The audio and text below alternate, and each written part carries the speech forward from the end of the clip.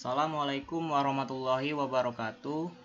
Perkenalkan, nama saya Muhammad Ridho Alfarizi dari D3 Sistem Informasi. Di sini saya akan menjelaskan pengertian dari mainboard, jenis-jenis mainboard, dan komponen-komponennya. Oke, langsung saja kita mulai. Yang pertama, pengertian mainboard. Mainboard atau motherboard atau biasa disebut juga papan induk merupakan salah satu hardware atau perangkat keras komputer yang memiliki peran dan fungsi utama. Motherboard atau mainboard merupakan papan utama berupa PCB yang memiliki chip BIOS atau program penggerak, jalur-jalur dan konektor sebagai penghubung akses masing-masing perangkat. Fungsi mainboard. Mainboard berfungsi untuk mengatur semua hal seputar basic input-output sistem atau BIOS, pengatur koneksi input-output atau chip adds, VGA card, RAM, processor and additional card atau VCI and ISA.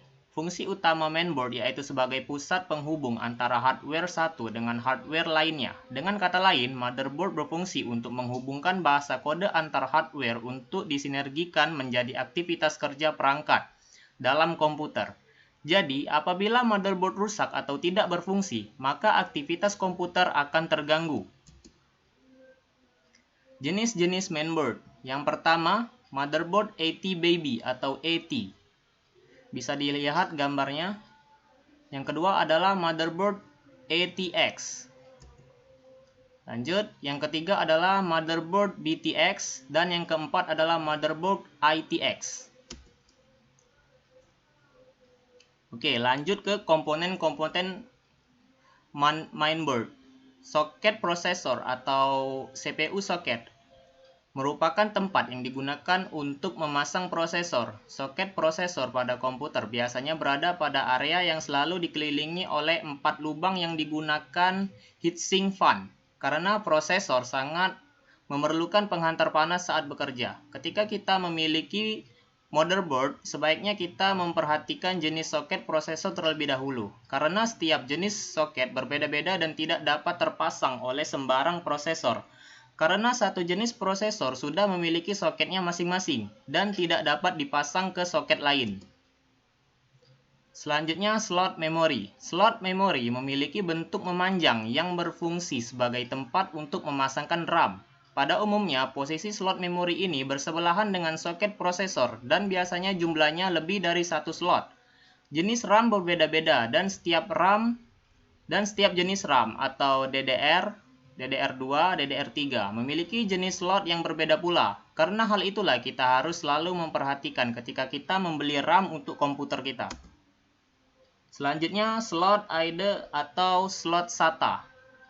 Slot IDE atau slot SATA memiliki bentuk yang berbeda namun memiliki fungsi yang sama, yaitu digunakan untuk menghubungkan hard disk atau CD-ROM ke motherboard. Ciri fisik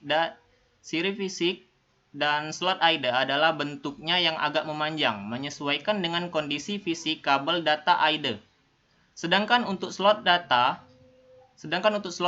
bentuk fisiknya lebih kecil dan tidak terlalu memakan tempat karena kabel data SATA juga membentuk relatif kecil. Selanjutnya, slot AGP atau PCI Express X16. Fungsi dari slot AGP dan PCI Express X16 yaitu sebagai tempat untuk memasangkan VGA card atau graphic card. AGP adalah jenis lama dan sudah jarang ditemukan di motherboard jenis baru. Kebanyakan motherboard sudah pada menggunakan slot PCI Express untuk penghubung dengan kartu grafis. Posisi slot ini pada umumnya berdekatan dengan slot VCI, bahkan hampir sejajar. Standarnya, slot AGP dan PCI Express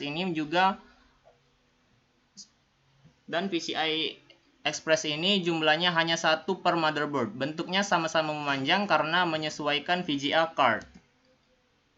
Yang terakhir adalah BIOS. BIOS atau Basic Input Output System merupakan sebuah chip yang berfungsi sebagai pengontrol perangkat keras yang terpasang pada komputer. BIOS bertanggung jawab atas kesiapan komputer dalam melakukan booting dengan mengecek hardware yang terpasang pada komputer. Namun saat ini BIOS sudah mulai digantikan dengan UEFI yang hadir dengan teknologi yang lebih canggih. Secara fisik, bentuk dari BIOS atau UEFI ini seperti chip.